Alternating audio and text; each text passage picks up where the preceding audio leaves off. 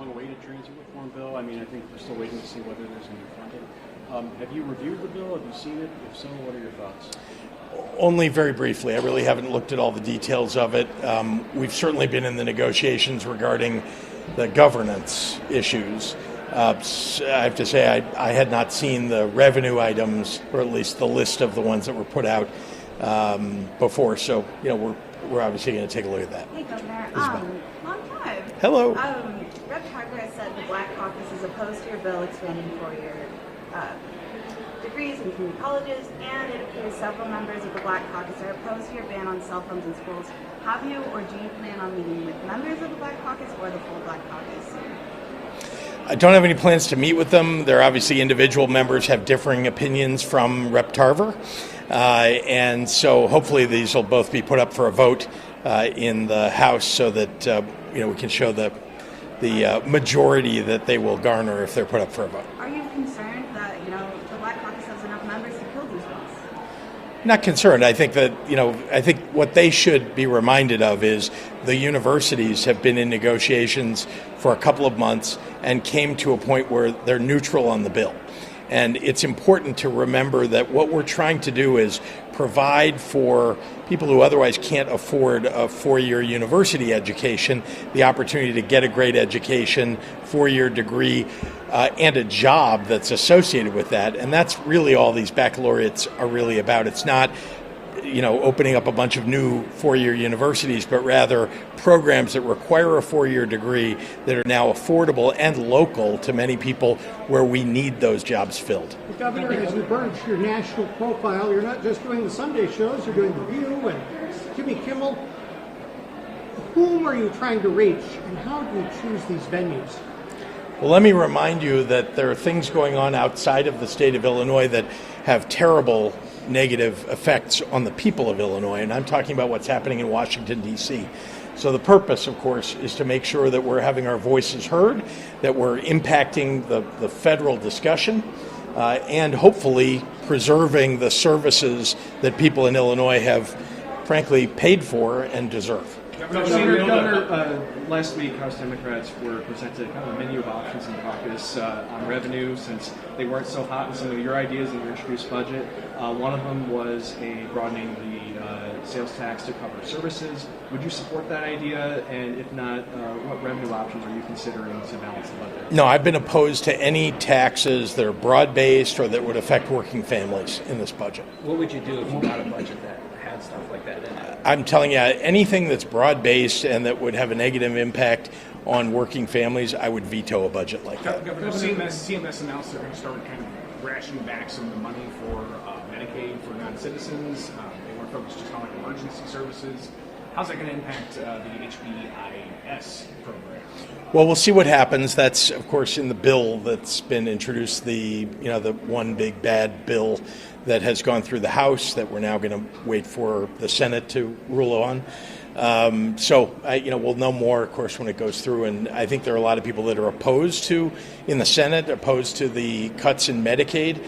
The impact on Republican districts and senators representing states that voted Republican is just as great, if not greater, than the impact on Democratic districts and states that voted Democratic. So I think there's deep concern among senators about those Medicaid cuts, and I think that means at least there is a chance that we'll be able to preserve medical services for people across the country, veteran services for people.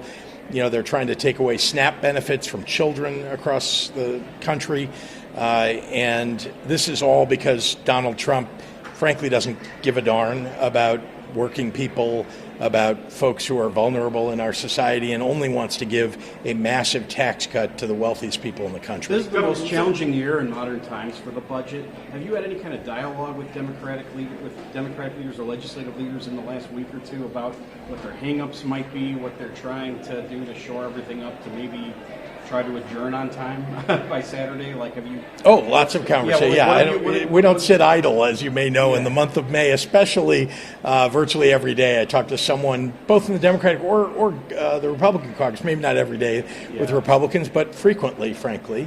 And in the spirit of Jim Edgar, it's important to me to have conversations across the aisle, even if they don't intend to vote for a budget in the end. There are things, good ideas, I've often said, come from Republicans too, and so we want to make sure that those are included. What are some of the you said that you would Cole. veto a budget that had a broad tax increase. Do the legislative leaders share that sentiment? Have you had conversations with at least? I've been 12 pretty Congress clear about with that? I've been pretty clear with everybody that, you know, individual income taxes, corporate income taxes, sales taxes, we are not about raising those taxes at all. I would veto a bill that does that. Governor, you've named PBM reform a top priority this session, and I didn't hear. I named what? PBM reform. PBM, yes, thank you. It's, as negotiations go on, behind closed doors, do you still expect some of those key proposals like fair reimbursement methods or greater transparency in PBM pricing to be part of that final bill? I believe so. We've had, of course, our negotiators in the room with House and Senate negotiators to make sure that the fundamentals of that bill are intact when it comes up for a vote. So, I believe that we'll get most of, if not all of, what we had hoped to. Governor, across the street right now, a bill's being heard in committee that would grant Decatur a Racino. It would also lift the veto that Hawthorne has on a South Suburban Cook Racino project. I know you have talked about this before, but Mayor of Decatur has sent you a letter in support. Have you given some thought on whether you support that bill?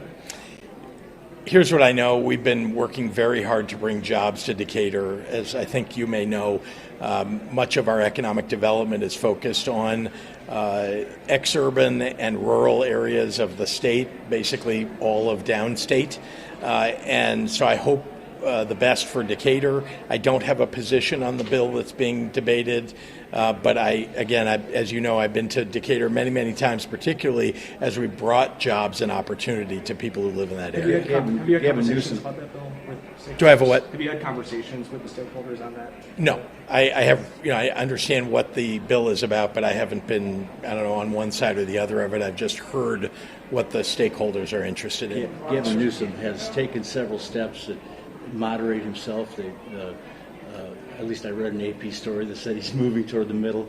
Gretchen Whitmer's had her own optics problems with Donald Trump. You seem to be riding along like being a lefty. Do you feel any need or desire to move more toward the middle as you make yourself known to the American people? I would start by saying I am who I am. I think you've all seen me operate. You know what I believe in. And just to this point, I've done more for economic development in this state than probably any governor since Jim Thompson, maybe Jim Edgar. And I believe very strongly that we need to grow our economy while we're also taking care of the most vulnerable in our society, not to mention preserving the services that working families deserve. And that's the way I've operated for 6.5 years, and I continue to operate Is that way. Popeye? I am who I am. I'll take it. I'll take it. Governor, Yeah, national spinach, politics, right? Yeah. There's a lot of questions about Biden's condition. He may have actually been running the country. Your thoughts on this? Jake Tapper's book's out. A lot of people are saying Democrats need to, have some kind of come to Jesus moment. I don't know. What I can tell you is I believe very strongly that we should be looking forward, not backward. I never had any experiences with President Biden in the, 5-7 times that I was with him that indicated to me that he could not run the country or didn't have his faculties on him. But I know there's a book out. I haven't read the book yet. I think a couple of people who work for me have read it, but I haven't quite gotten around to it. This is going to be the last one, guys. Last one. You mentioned the revenue piece with transit reform for Northeastern Illinois. What Yes. sorts of conversations have you or have folks in your administration had about what some of those specific sources might be to address the budget gap there? I have not been pushing any specific sources. This is, as you know, Senator Villy Valum has been a real leader on this. And, what I've been focused on is how are we going to operate it going forward? What are the governance changes? And here's why that's important. If that doesn't sound important, here's why it's important. People should be able to get on a bus, a train, a transit of any sort, and not have to worry about which ticket they have and the transfers that they may need to make and think about what the services are that RTA or that CTA are providing, they should just be able to get on and go where they want to go.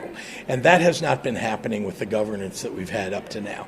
So I think organizing that governance properly so the investments are made across the system where they are needed most.